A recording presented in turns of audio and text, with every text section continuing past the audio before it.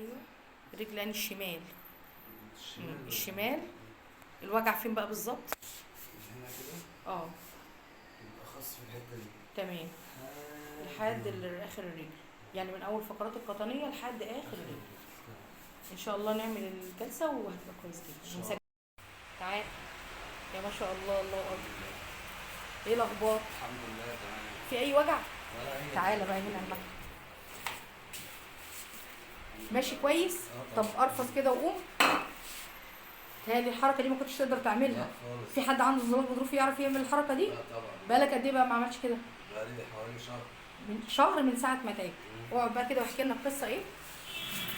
الاول اه الحته دي الجنب اللي انا شرحت لحضرتك اللي كان وجعني. الدكتور قال لك ايه؟ انزلاق غضروفي؟ الدكتور قال لي انزلاق غضروفي ولازم اعمل حقن. تمام. حقن عشان خاطر الفقره اللمسه العصب. ده هو الدكتور قال لك على حقن كورتيزون بقى؟ كورتيزون. تمام. بس المفروض ان انا كنت اعملها بكره. فحد صاحبي جه عملها لحضرتك فوصفني حضرتك هنا. جيت عملتها الحمد لله تمام. انا كنت جاي لك مشغول فعلا. حسيت بفرق بعد الجلسه؟ طبعا. طب انت كنت متخيل انك هتفوق كده بعد الجلسه؟ والله انا كنت برضه متخيل ان انا هروح للدكتور تاني. بس كده ان شاء الله لا حاسس؟ لا ولا اي حاجه خالص. في اي وجع؟ لا خالص خالص. طب عملنا لك رقبتك وكتافك، ايه الدنيا؟ لا تمام قوي.